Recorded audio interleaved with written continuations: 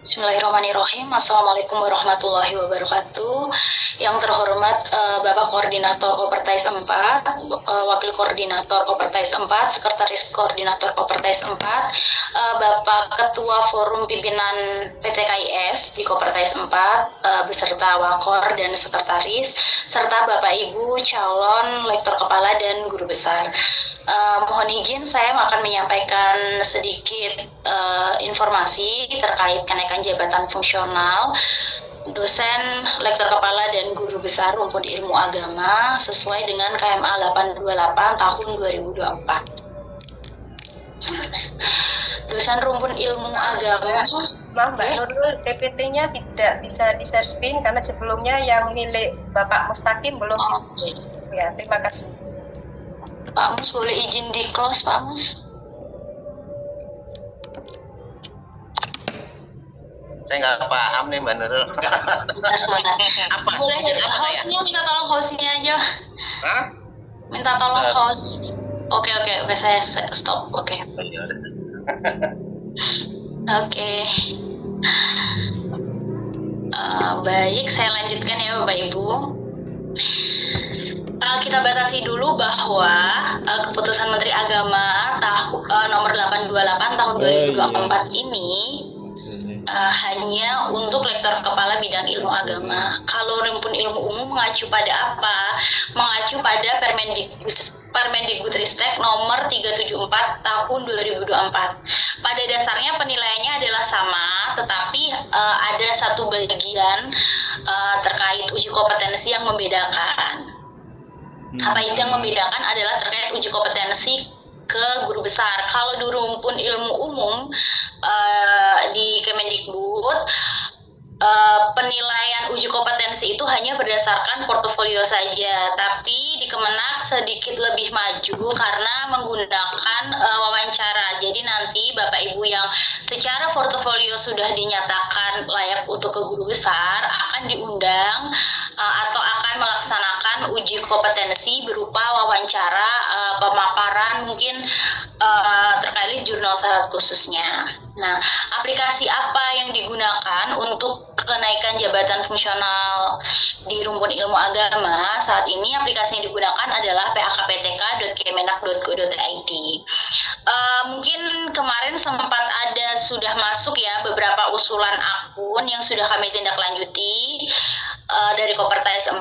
Jadi Bapak Ibu, karena adanya perubahan mekanisme usulan yang dulunya langsung PKPTK masuk sekarang lewat SSO, jadi Bapak Ibu harus mendaftarkan email mungkin lewat Kopertais untuk mendapatkan akun masuk operator pak.ptk.kemenak.go.id.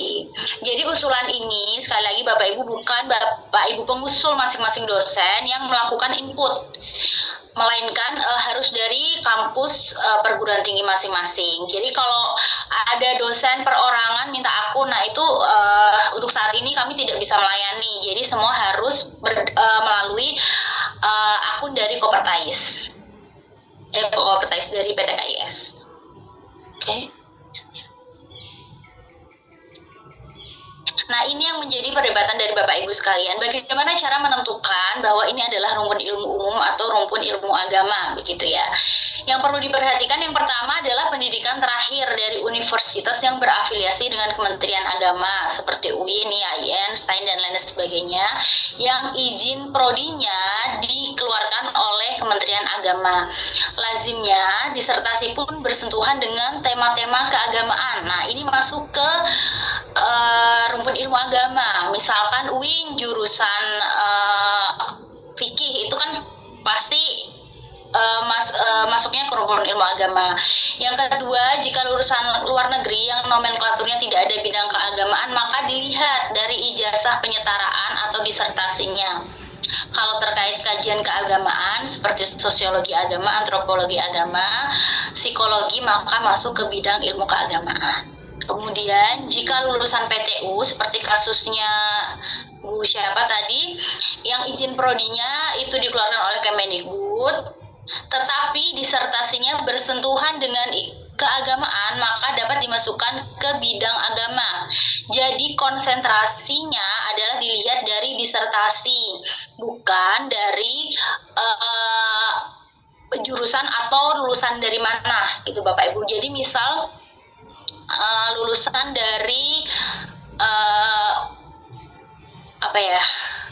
perguruan tinggi prodi umum, perguruan tingginya umum, tapi kajian disertasinya itu tentang keagamaan, nah itu bisa masuk ke bidang ilmu agama. Jadi konsentrasinya adalah disertasi. Kemudian untuk penentuan bidang ilmu sendiri dilihat dari 3 aspek. Yang pertama disertasi, kemudian syarat khusus, yang kedua adalah penugasan atau dari rekomendasi senatnya. Ya, dan ketika memang Bapak Ibu agak bingung menentukan, yang lebih difokuskan adalah disertasinya. Karena apa? Karena kan tidak mungkin Bapak Ibu mengubah atau mengulang S3-nya gitu ya. Kalau misalkan syarat khusus itu kan Bapak Ibu bisa menulis lagi. Kemudian untuk bidang penugasan Bapak Ibu itu bisa diubah sendiri oleh perguruan tinggi terkait bidang penugasan maupun usulan senatnya. Tapi lebih berfokus ke disertasinya karena itu kan tidak mungkin diulang lagi untuk S3-nya. Nah, kemudian ini kategori untuk kenaikan jenjang jabatan. Yang pertama asisten ahli, minimal adalah S2, kemudian lektor. Lektor itu minimal S2 tapi S3 juga bisa. Kemudian lektor kepala. Lektor kepala boleh dari S2 atau S3. Jadi banyak juga yang bersalah beranggapan bahwa kalau lektor kepala itu harus dari lulusan S3, bukan seperti itu.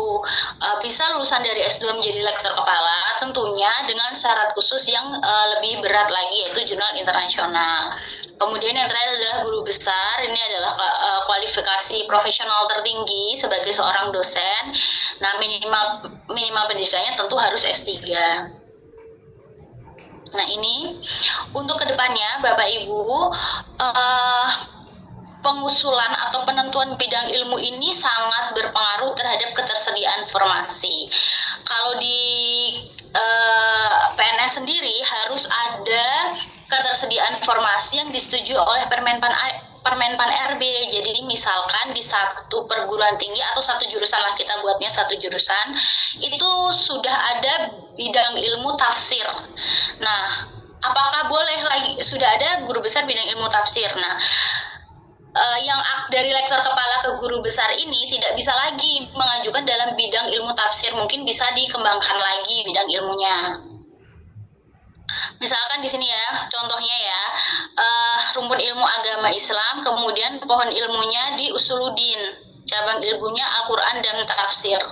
Nah, kalau misalkan sudah ada guru besar bidang ilmu Al-Quran dan Tafsir, mungkin nanti guru besar selanjutnya yang mengusul harus memilih bidang ilmu yang lain, misalkan qawaid tafsir atau yang lainnya, begitu. Jadi tidak boleh ada satu guru besar di satu jurusan yang memiliki bidang ilmu yang sama. Jadi mulai sekarang Bapak Ibu sudah harus melihat kecenderungan bidang ilmu Bapak Ibu ini akan diarahkan kemana. Jadi fokus untuk menulis jurnal-jurnalnya tentu sudah dipikirkan mulai dari sekarang.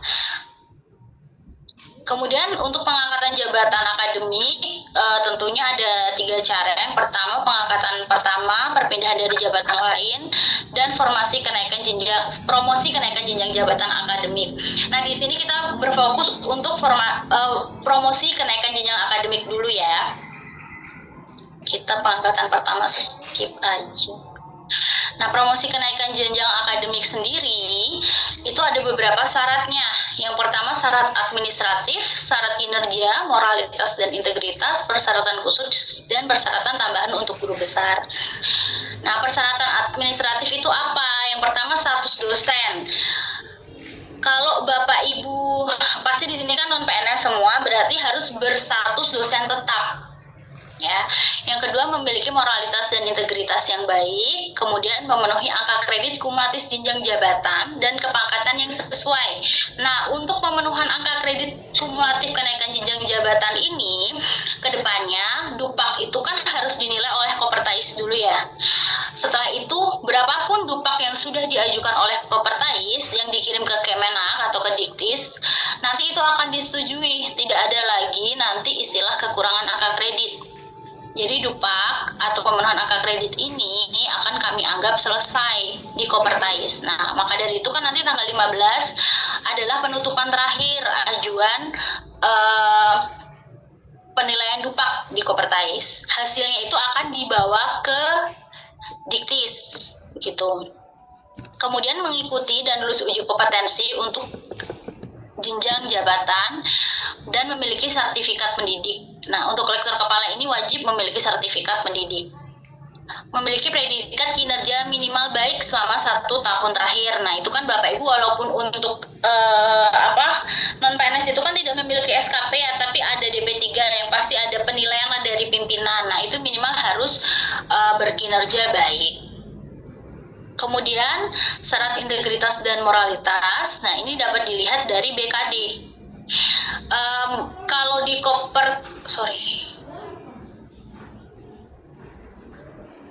Kalau di Kopertai ini muncul nggak ya share screen saya, Bapak Ibu? Muncul. Syarat BKD ada. Oke. Syarat BKD itu minimal adalah memenuhi selama 4 semester terakhir berturut-turut. Ya, jadi saya kurang tahu ya kalau di Kopertais 4 ini sistem penilaian BKD-nya seperti apa, tapi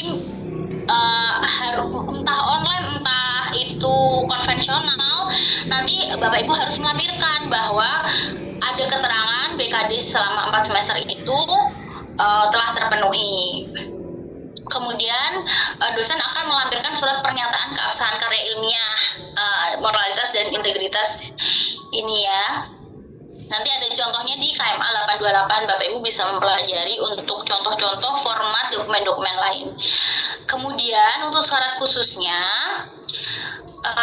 ini harus penulis pertama Bapak Ibu, harus penulis pertama atau penulis utama untuk syarat khususnya.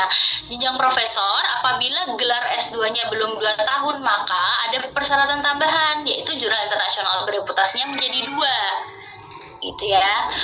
Kemudian untuk lektor, jurnal terakreditasi peringkat 6 atau lebih, jadi dari asisten ahli ke lektor, itu syarat khususnya adalah jurnal terakreditasi peringkat 6 atau lebih.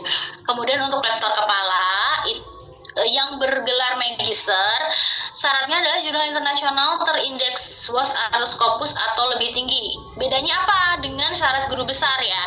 Kalau syarat guru besar itu kan jurnal internasional bereputasi. Kalau jurnal internasional bereputasi itu Scopus yang harus memiliki SDR minimal 0,1. Tapi kalau magister sudah terindeks Scopus, tapi kalau misalkan belum memiliki SDR itu tidak apa-apa. Kadang ada beberapa jurnal yang sudah terindeks Scopus nih, kemarin seperti jurnal Ulumuna di UIN Mataram itu sudah terindeks Scopus tapi SDR-nya belum keluar. Nah, itu yang disebut jurnal internasional untuk syarat magister. Jadi, kalau Bapak Ibu sudah punya jurnal internasional, maksudnya jurnal yang terbit di luar negeri berbahasa Inggris, kemudian penulisnya sudah dari beberapa negara, itu belum tentu Bapak Ibu bisa klaim sebagai jurnal internasional. Kita lihat lagi apakah sudah terindeks di Scopus atau belum, gitu ya.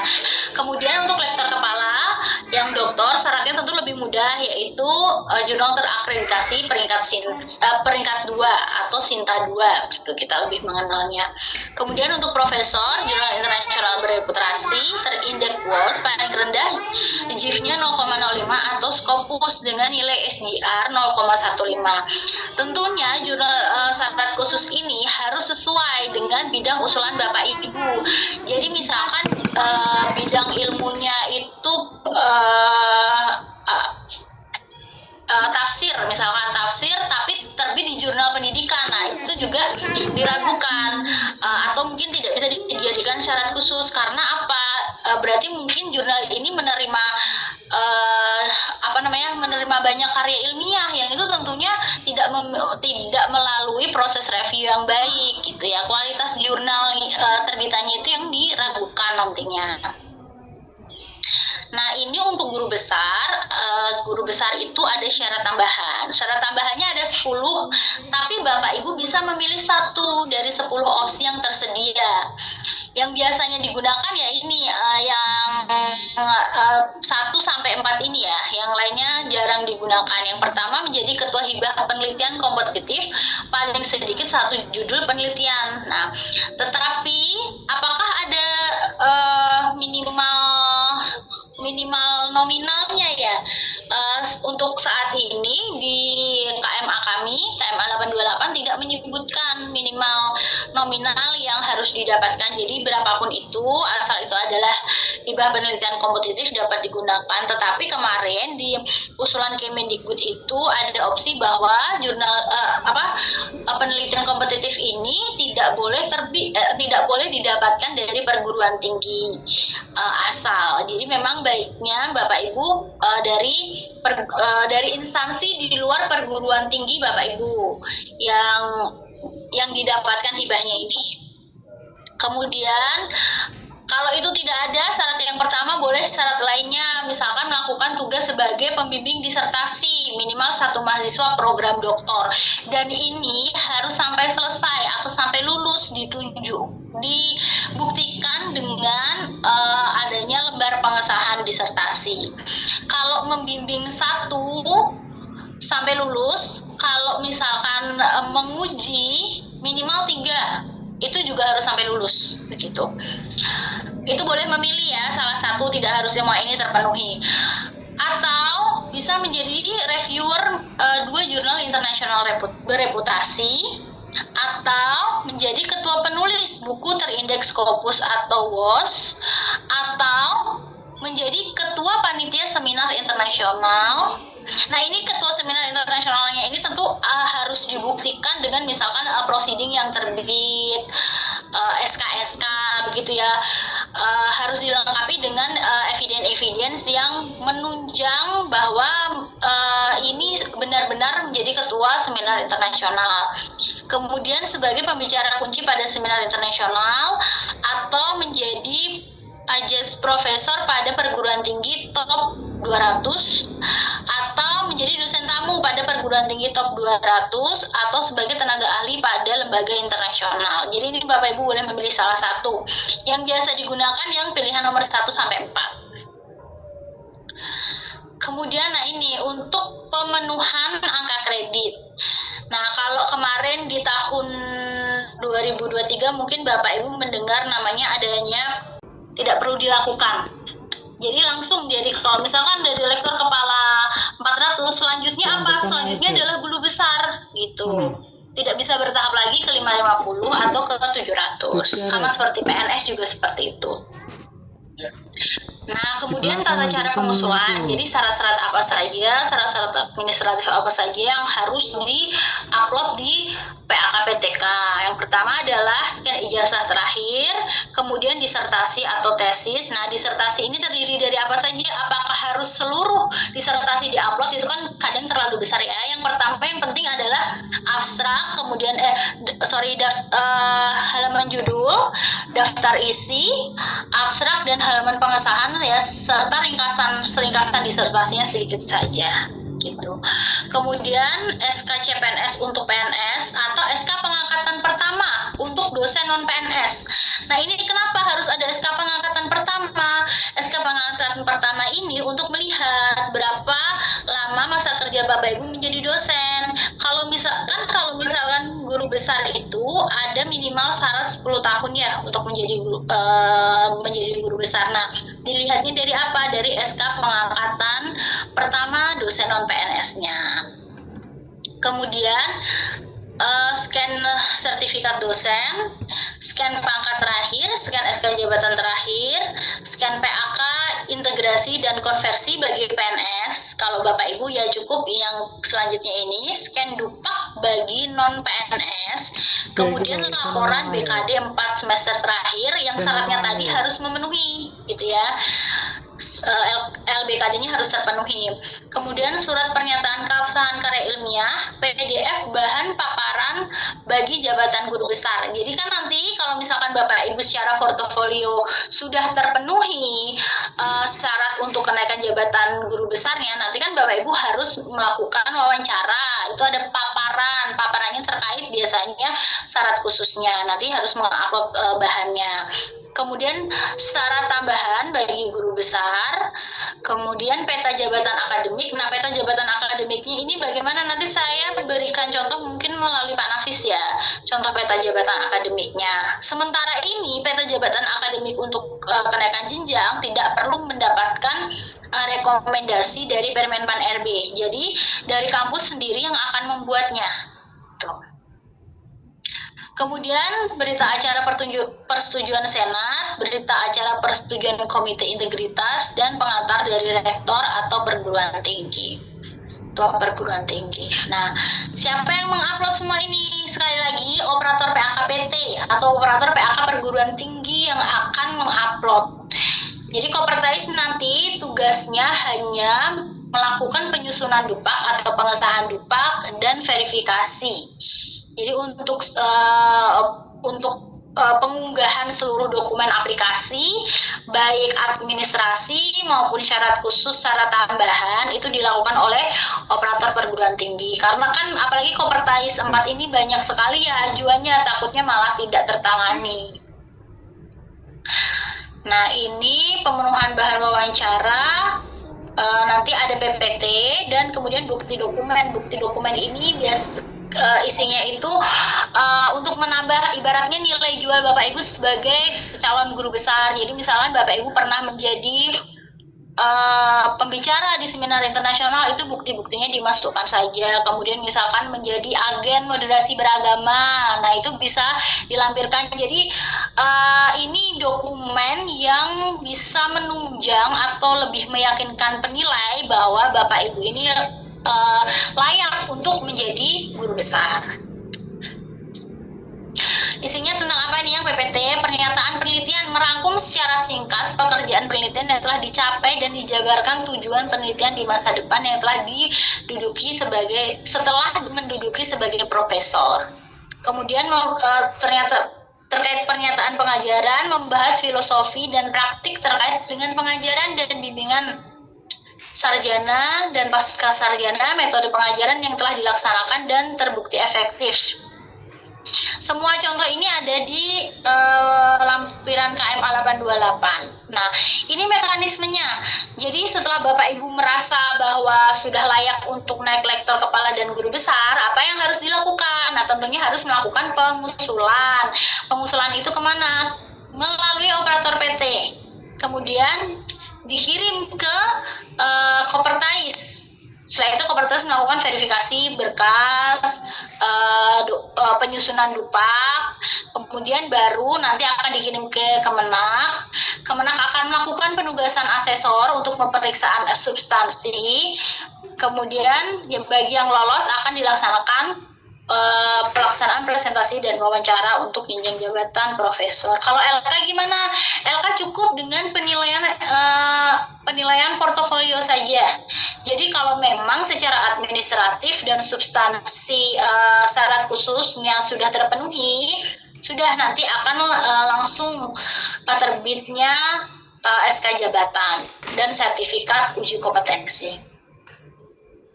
Nah, ini untuk prosedur uji kompetensinya, Dirjen Pendis akan menetapkan asesor, Direktur Diktis akan menetapkan peserta uji kompetensi, sekaligus membuat undangan. Jadi nanti Bapak Ibu yang secara portofolio sudah memenuhi akan mendapatkan undangan untuk selanjutnya melaksanakan wawancara.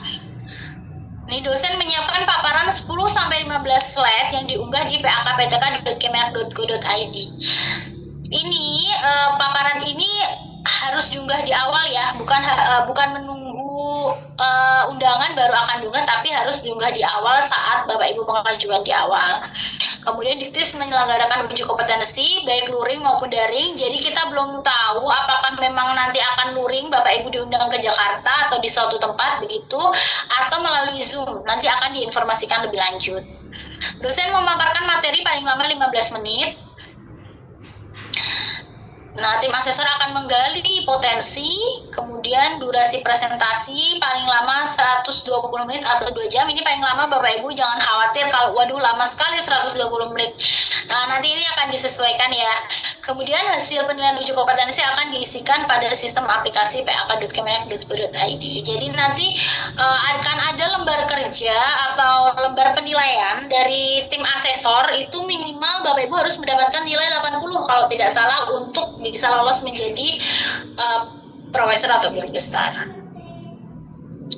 Nah, ini yang saya bilang tadi, lulus uji kompetensi dengan nilai minimal 80 untuk jenjang profesor dan guru besar. Nanti slide ini akan saya bagi ya, jadi saya agak skip yang tentang kelulusan uji kompetensi ini. Sama ini yang tadi ya. Verifikasi ya, sekali lagi verifikasi dilakukan oleh Kopertais 1 Bimas termasuk pengesahan DUPA. Nah, ini untuk timeline-nya, Bapak Ibu. Untuk timeline-nya, kami sudah membuka sejak 9 September sampai dengan 25 Oktober 2024. Pengajuan usulan kenaikan jenjang lektor kepala dan guru besar. Nanti di 1 November sampai 15 November akan dilakukan penilaian portofolio oleh tim asesor. 14 sampai 30 November yang lolos untuk penilaian portofolio di awal akan dipanggil untuk presentasi dan wawancara guru besar. Kemudian di Desember insya Allah sudah ada penetapan hasil. Oh ya, sekedar informasi, tadi ada ini dari Pak Jauhar ya, kalau PT KIS yang bidang ilmu umum itu tidak diakui di Kemendikbud gitu ya Pak ya? Sistemnya di Sister ya. Untuk saat ini kemarin sudah ada kan ini sudah periode keduanya Kemendikbud. Di periode 1 kemarin sudah ada Bapak yang bisa mengajukan.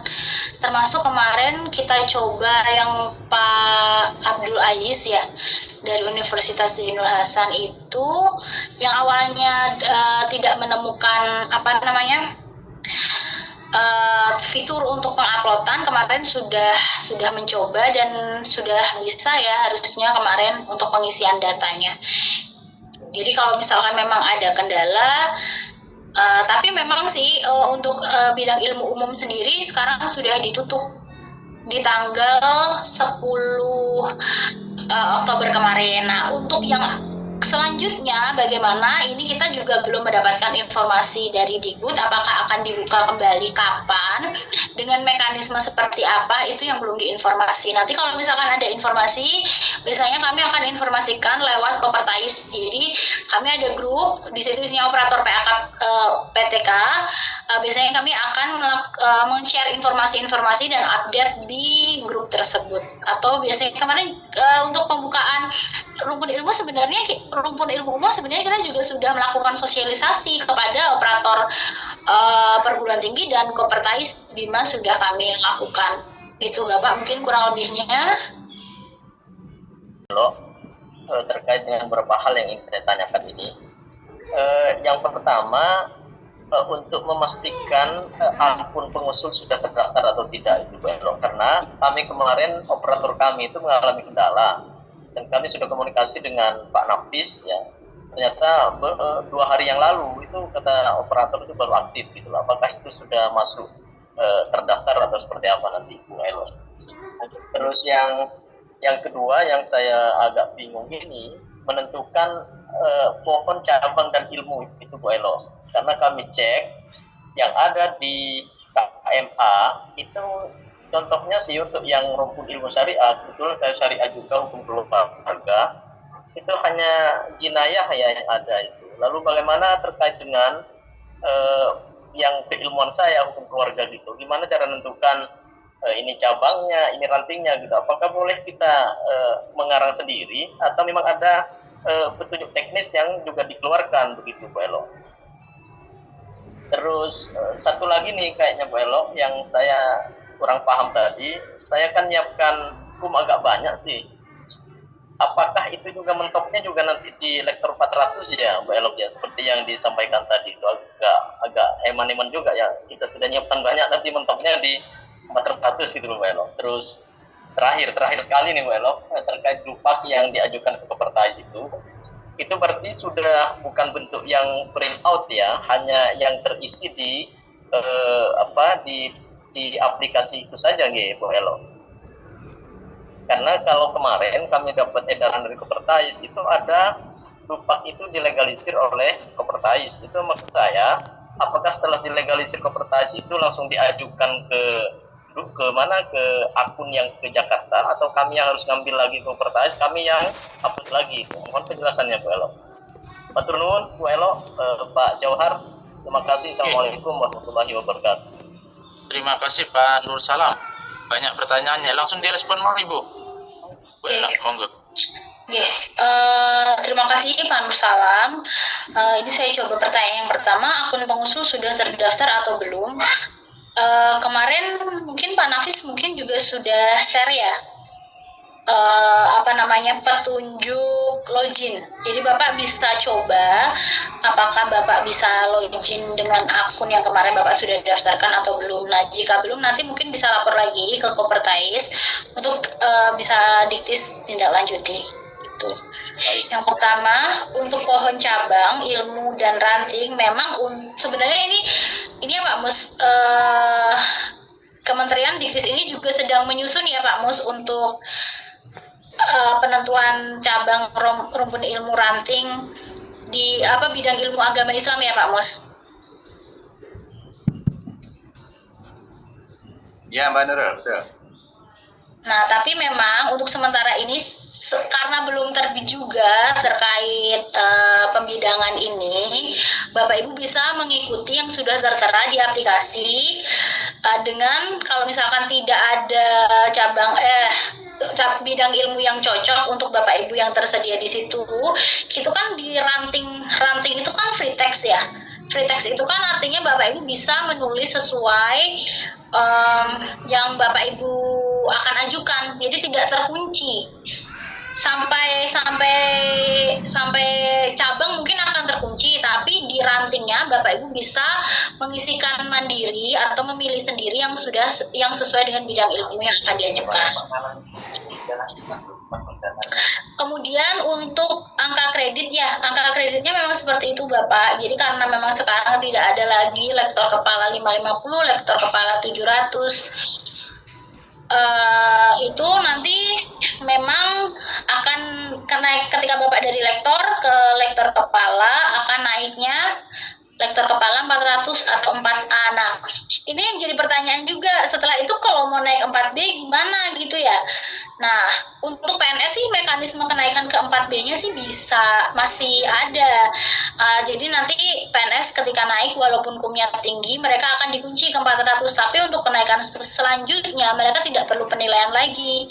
Akan naiknya hanya berdasarkan SKP aja. Tapi kalau non PNS ini mungkin nanti coba kami konfirmasi lagi ya, apakah memang benar lektor kepalanya itu hanya akan 400 atau bisa ke 700. Ini juga saya agak ini. Nanti coba kita konfirmasi lagi ke tim gitu ya Pak Mus ya. Saya tambahkan ya Mbak Nurul. Yang pertama terkait dengan tadi keilmuan ya, rumpun keilmuan. Bahwa sementara ini di aplikasi itu mungkin bisa fleksibel lah kira-kira itu. Bahwa kemudian kita sedang menyusun terkait dengan rumpun keilmuan sampai dengan ranting ya. Apakah nanti kita sudah kunci sampai dengan ranting, apakah nanti kita kunci sampai dengan cabang. Nah, tapi itu belum ya nanti. Nah, sekarang ini bisa menyesuaikan di aplikasinya, Bapak Ibu sekalian, tadi sampaikan Mbak Nurul. Bisa nanti dibikin apa yang kira-kira mirip di aplikasi, ya itulah yang dipilih. Atau ya tadi kata Mbak Nurul, bisa menulis sendiri, tergantung aplikasinya kan begitu. Nah, itu yang pertama. Yang kedua terkait dengan dupak tadi ya. Dupak itu ya betul Pak, nanti akan disahkan ya, dupak Bapak itu akan dinilai, kemudian disahkan oleh Kopertais, kemudian nanti disubmit oleh Kopertais untuk diajukan ke Direktorat Pendidikan Tinggi Keagamaan Islam. Gitu, Pak. Jadi urutannya seperti itu Pak untuk dupak. Ya. Tambahan dari saya. Terima kasih Pak Mustaqim. Monggo Bu Nurul. Boleh. Oke. Boleh saya tanya? Iya, silakan Bapak. Pak Jauhar, saya Iya, ada yang terputus ya dari penjelasannya Bu Elo itu kan. Ini kan akan menentukan nasib orang banyak ini ya terkait dengan hukum yang lebih ini gitu loh. Padahal kita tanggal 15 ini sudah terakhir. Sementara Bu Elok dan Pak Mus itu kan masih akan baru merencanakan apakah nanti itu bisa lebih atau tidak gitu. Nah, maksud kami semua ya bukan memerintahkan lah Bu, berharap dengan penuh-penuh harap gitu kan. Kalau bisa keputusan itu sudah dikeluarkan dan ada kepastian sebelum nasib kita ditentukan ini Bu. Khawatirnya kami nilai yang lebih dari 400 itu sudah dipatok di 400, ternyata ada kebijakan lagi yang hukum kami jadi sia-sia juga nanti gitu loh. Begini Bapak, Ibu, ya, yang terkait dengan upah kelebihan usulan, itu nanti Pak, Ibu, kan saya bilang bahwa kita ini masih dalam masa peralihan. Kita nanti punya yang namanya masa ideal, itu yang kita tunggu, dan itu belum terbit ya. Nah, masa ideal nanti berlaku semua Bapak Ibu sekalian. Apakah itu PNS atau non PNS? Nah, di masa peralihan ini Bapak Ibu sekalian, kalau untuk PNS itu memang tidak lagi untuk kenaikan pangkatnya itu diusulkan, ya, tetapi cukup nanti dengan kinerja dan akan diproses langsung oleh BKN. Nah, untuk yang non PNS bagaimana? Non PNS sama. Nah, untuk kenaikan jabatan saja yang akan kita proses. Jadi tidak ada lagi nanti istilahnya kelebihan angka kredit. Nah, persoalan nanti misalkan belum bagaimana saya naik pangkatnya. Nah, kita tunggu nanti aturan yang baru yang terbit, yang aturan sebagai idealnya, gitu Pak. Jadi tetap saja sama. Angka kredit kelebihan tidak akan digunakan atau tidak akan dikumpulkan gitu ya sementara ya, karena nanti kita tetap sama jabatan itu ya hanya level kepala saja 400, berapapun angka kredit Bapak yang diajukan dan berapapun angka kredit Bapak yang terpenuhi, sementara ini sama. Perbedaannya hanya tadi, kalau PNS sudah menaikkan pangkat itu otomatis karena PKN ya. Nah, kalau yang untuk jabatan yang untuk rektor kepala di PNS itu dan guru besar ya nanti kita masih menunggu aturan yang idealnya. Itu Pak. Baik Pak Mustaqim, terima kasih. Oke, ya, mungkin boleh menambahkan ya Pak Mus ya. Kalau memang Pak Nur Salam ini khawatir akan diakui semua atau tidak, ya Bapak ajukan aja semua Pak, barangkali nanti misalkan setelah regulasi ini terbit hukumnya diakui gitu. Jadi kalau Bapak merasa punya 700 ya di Dupaknya ajukan aja 700. Oh, siap. Iya Pak Mus. Jadi terlepas nanti apakah akan digunakan semua, kita akui semua atau tidak, kan nanti belakangan gitu. Baik. Terima kasih. Baik. Oke. Saya Hasan Basri. Terima kasih. Silakan Mbak Hasan Basri. Pak Hasan. Ya. Monggo Pak Hasan. Terima kasih. Dari kampus mana Pak Hasan? Dari Universitas Muhammadiyah Gresik. Oke, nggih. Dari Muhammadiyah Gresik. Monggo. Baik, terima kasih. Yang pertama terkait dengan akun. Kebetulan kemarin karena tergesa-gesa ya, khawatir sudah ditutup, kami menggunakan email kami, tidak menggunakan email operator. Apakah masih operator kami bisa masuk atau tidak, mohon informasi. Itu yang pertama. Yang kedua, kalau universitas yang di bawah Kemdikbud memang sudah melalui sistem seperti yang disampaikan Bu Elok tadi. Pertanyaannya, apakah kami yang Fakultas Agama yang di bawah Kopertais dalam pengusulan rektor kepala itu melalui Kemdikbud atau keduanya atau seperti apa? Kalau memang cukup di Kemdikbud, karena lebih mudah ya. Sudah tersistem babnya yang di Kemdikbud. Yang maaf di Kemenak ini belum tersistem secara rapi belum. Yang Kemdikbud sudah bisa langsung melalui sistem. Tapi kami kan di bawah Kopertais sehingga kami tidak mengikuti itu. Nah, oleh karena itu kalau memang kami diperbolehkan mengajukan di Kemdikbud, karena teman-teman di Fakultas Agama jadi ada yang memang syardosnya dari Kemdikbud, ada yang dari Kemdikbud, sehingga semua asisten rektor kepala diajukan ke Kemdikbud dan itu diterima walaupun dari Fakultas Agama. Nah, oleh karena itu kami mohon saran dari Elok. Yang ketiga, kami ke rektor kepala ini juga masih kurang, ya, sehingga kami memang contoh-contoh kemarin kan contohnya hanya sekedar ya profil dan ini yang dupaknya yang persis sesuai dari Kopertais kami belum dapat. mohon nanti dibuatkan grup, kemudian hal-hal yang terkait nanti itu tolong di-share di grup. Terima kasih. Oke, terima kasih Pak Hasan Basri. Ada 3 pertanyaan, Ibu. Monggo, Ibu Ella. Oke, yang pertama terkait akun ya Bapak Ibu. Kalau akun itu intinya kita berikan 1 per perguruan tinggi. Sebenarnya emailnya bebas, kita juga tidak bisa mendeteksi itu email pribadi atau email kampus.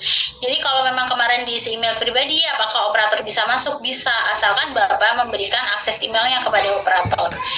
Itu yang pertanyaan pertama. Nah, pertanyaan kedua, kalau pertanyaan kedua ini pengusulan itu kan tidak berdasarkan dari lembaga mana ya, mau di bawah Kemendikbud atau mau di bawah Kemenak, tapi berdasarkan bidang ilmu. Kalau bidang ilmunya Bapak adalah agama, usulnya melalui PKPTK di Kemenak. Kalau memang bidang ilmu Bapak adalah umum, usulannya di Sister melalui Kemendikbud melalui Sister. Mungkin itu Pak. Yang pertanyaan ketiga bisa dijawab di Kopertais ya Pak ya. Baik, Bu Ella menambahkan sebenarnya Monggo, Pak. sebenarnya semua template atau ada DUPAK atau apapun itu semua sudah ada di KMA, Pak. Template-nya semua sudah ada di situ. Nah, cuman kemarin itu saya juga mencoba membuat saya buatkan termasuk profil itu saya buat Excel dan itu sudah saya sesuaikan dengan aplikasi. Nah,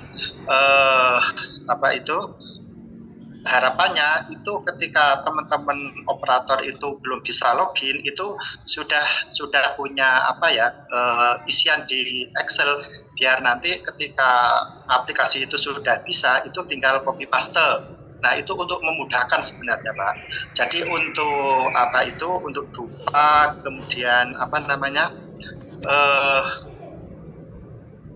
itu semua sudah ada di template. Cuman untuk senat terus integritas akademik itu memang sengaja saya buat kemudian saya share. Itu untuk memudahkan para operator itu tidak lagi ngetik lagi gitu.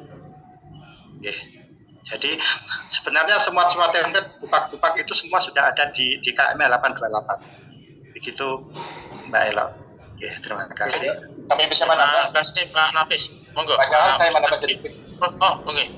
Monggo Pak Hasan Basri. Ya, karena saya ini sedang buka yang programnya ini yang di-share Pak Nafis itu. Ini Sabtu, saya buka sekarang ini Sabtu tanggal 12 Oktober 2024 pukul 21.42 diputuskan. Ketika kami menghubungkan ke PAK itu, ke Pak PTK Kemenak itu putus, itu merah notnya.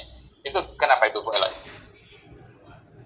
Bapak untuk ini nanti bisa dikomunikasikan ke Pak Nafis dulu. Nanti kalau memang ada kendala kan saya harus ngecek dulu ya Pak ya, kendalanya ini apa. Nanti kalau memang Bapak lapor ke Pak Nafis, nanti biar Pak Nafis ke saya bantu untuk penanganannya gitu. Karena ini kan beda dan kayaknya nggak akan selesai kalau per orang ini ya Pak ya. Nanti setelah ini juga saya akan ya Pak, nanti Pak Johar sedikit mungkin simulasi untuk pengisian PAKPTK-nya ya. Oke, silakan Ibu. Mbak Nurul. Oke. Pertanyaan Bu Pak. Meleni. Bahkan Mbak Nurul. Ya. Saya memastikan saja Mbak Nurul tadi kan presentasi di slide kedua atau ketiga ada keterangan meskipun S3-nya dari BTU namun disertasinya ada bidang keagamaan, berarti ikut mengajukan dari PAKPTK ya? Nggak ikut sister ya? Betul. Dilihatnya dari disertasi. Oke, makasih Mbak. Ya, saya nambahi sedikit dari Bu Laili, Mbak Nurul. Ini kan disertasi saya pada saat itu menyelesaikan disertasi 2010 itu sedang bertugas menjadi Kaprodi PGMI, sehingga memang secara umum basicnya pengembangan sinektik berpikir kreatif, tapi arahnya untuk siswa MI yang bisa menentukan budaya religiusnya itu masuk gitu. Sehingga saya bisa siapkan semua ke diktis. mau gini Bu, mohon maaf saya kan ini juga basicnya bukan keagamaan ya Bu. Saya sebenarnya tidak bisa menentukan punya ibu ini arahnya kemana. Jadi mungkin ibu sendiri atau mungkin dari senatnya yang bisa menentukan ini agama atau bukan dilihat dari disertasinya. Kuncinya adalah dilihat dari disertasi. Tapi kalau untuk menganalisis disertasinya ibu ini agama atau bukan, ini saya yang kurang tahu gitu. Siap. Saya mengarah ke sana. Terima kasih Mbak Nurul. Oke, terima kasih Mbak Rofi. Ya. Baik, saya nambahkan saja tadi Mbak Nur. Pak Mustaqim, monggo. Terima kasih, saya menambahkan saja tadi terkait dengan pertanyaan dari Muhammadiyah Gresik ya. Tadi kan akun sudah direspon, kemudian juga terkait dengan apa, sudah direspon. Saya ingin menambahkan yang terkait dengan posisi FAI ya, Bapak Ibu sekalian. Terkait tadi pilihan ya, apakah ke Mendikbud atau ke Kemenak ya. Saya begini Bapak Ibu sekalian, terkait dengan untuk di universitas, monggo dipersilakan mana yang lebih baik, mana yang lebih lancar ya, terkait dengan bidang-bidang keilmuan tadi, misalkan dari FAI. Karena begini Bapak Ibu sekalian, ternyata Kemendikbud pun sendiri ya, baik secara lisan maupun secara aturan, kita sudah mendapatkan informasi bahwa Dikbud sendiri pun juga bisa menilai terkait dengan rumpun agama yang ada di universitas gitu. Bisa menilai karena Dikbud punya aturan sendiri dan punya ketentuan sendiri ya. Misalkan terkait dengan home base-nya gitu. Nah, karena begini Bapak Ibu sekalian, terkait dengan FAI misalkan dulu itu masih ada tarik menarik antara LLDP dan Kopertais, bahwa kemudian jelas aturannya adalah kemudian dari Jakarta kemudian menyerahkan ke mana, ke Kopertais ya, atau ke LLDP. Tapi pada kenyataan LLDP tidak mau menerima dan menolak karena konon katanya ini bukan wilayah kami, kan begitu. Nah, kemudian diserahkan lagi ke Kopertais. Nah, sementara dari Kopertais pernah juga kita ajukan ke Mendikbud, itu ditolak juga. Nah, kan begitu. Nah, untuk yang kasus-kasus seperti ini, monggo Bapak silakan mana yang lebih lancar, mana yang lebih efektif. Karena bagaimanapun kan nggak ada perbedaannya. Yang penting kan jabatan fungsional Bapak Ibu sekalian terpenuhi. Nah, saya menggarisbawahi tadi yang Bapak sampaikan bahwa bisa jadi lebih mudah gitu ya untuk yang kasus seperti ini Kemendikbud lancar. Monggo silakan saja Bapak Ibu sekalian. Karena informasinya Kemendikbud juga menilai yang rumpun agama ada di Kemendikbud. Begitu Bapak Ibu sekalian. Nambah. Terima kasih Pak. Nambah Pak Jawahar. Saya kira cukup Pak. Mungkin tadi sudah dijelaskan, artinya ada dua kemungkinan, bisa ke Dikbud, bisa ke Kemenak ya, terkait dengan fakultas keagamaan yang ada di universitas. Pak, PAK saya atau lektor kepala saya diadu oleh Kemenak. Seandainya kami mengajukan dan terbit, umpamanya. Monggo Pak Mustaqim, monggo. Kalau tadi penjelasan Pak Mustaqim kan jelas Pak, mana yang mudah ketika lektor kepala selesai Pak. Monggo Pak Zainal Arifin. Ya, terima kasih Pak Fuad. Ini saya tanya kaitannya dengan hal teknis saja ya. Kebetulan saya dipercaya sebagai operator di Tribakti dan sudah mengupload beberapa berkas, namun masih ada beberapa yang kurang, yaitu pengesahan dupak dari Kopertais dan rekam dari Kopertais. Nah, ini saya tanya ke Pak Nafis juga belum ada jawaban kayak perihal mekanisme atau prosedur pengajuan pengesahan dupak serta prosedur mendapatkan rekomendasi itu. Apakah kita berkas-berkas yang sudah ada yang sudah kami kumpulkan itu kita bawa ke Kopertais atau sekedar dikirim via email atau apa? Nah, itu mekanismenya itu belum jelas. Terus kaitannya dengan aplikasi itu kan tanggal 15 itu terakhir untuk yang ke Kopertais. Nah, artinya di sini apakah di aplikasi itu juga sudah, kan di aplikasi itu kan ada menu ajukan itu Pak ya, Ibu ya, menu draft usulan dan ada menu ajukan. Nah, ketika untuk ke Kopertais tetap cukup untuk klik menu ajukan itu menunggu rekom dari Kopertais dan pengesahan dupak atau sebelumnya? Mungkin itu pertanyaannya. Terima kasih Pak Fuad. Oke, atur suwun Pak Jenal.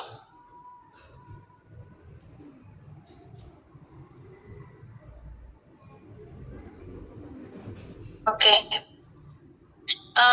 Izin ya Pak Zainal, mungkin nanti bisa dibantu ya Pak Nafis ya.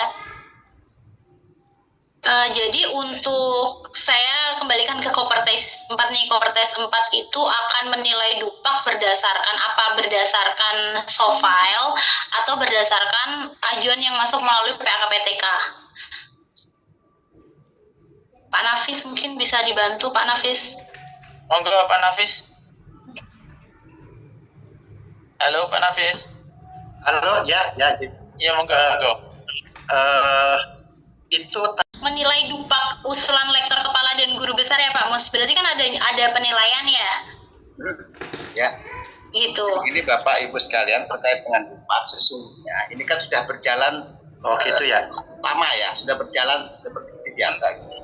Penilaian dupak, pengesahan dupak sebagai syarat untuk dosen mengajukan kenaikan jabatan, apakah itu ke rektor kepala ataupun ke guru besar. Nah, cuma memang ada kebijakan di tahun ini, Bapak Ibu sekalian, yang sebetulnya memang berada di tengah-tengah ya, kira-kira begitu ya. Kenapa saya katakan di tengah-tengah? Ini kan lagi masanya dosen-dosen mengajukan gitu. Nah, kemudian ada kebijakan kita. Sebetulnya kebijakan kita tidak juga mengambil alih kewenangan Kopertais, Bapak Ibu sekalian. Tetap penilaian, mekanisme, prosedur, apakah itu manual, apakah itu aplikasi, tetap diserahkan kepada Kopertais. Hanya sekarang ini Diktis berkoordinasi terkait dengan penilaian atau pengesahan dupak tersebut begitu. Nah, ketika itu terjadi makanya kemudian dibatasi Bapak Ibu sekalian. Tidak lagi tanggal 25 Oktober terakhir, tapi karena ada penilaian dupak makanya kemudian dibatasi tanggal sebelum koordinasi Diktis dengan Kopertais dilaksanakan. Begitu Bapak Ibu sekalian.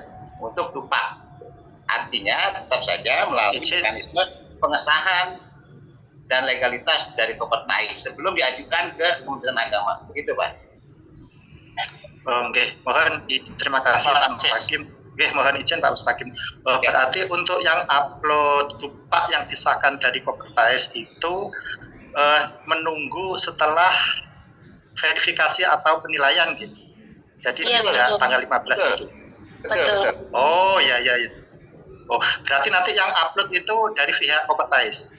Nah, ini Apa saya nggak tahu dari kalau operator mekanisme aplikasi lagi yang Mbak Nurul ya, apa bisa langsung kan harus Kopertais dulu nih pengesahan. Oke, jadi gini, yang saya tanyakan tadi, apakah memang usulan dupaknya ini Kopertais maunya lewat apa? Atau lewat Google Drive? Kalau Google Drive kan artinya tidak harus kampus-kampus ini tanggal 15 selesai kirim ke Kopertais.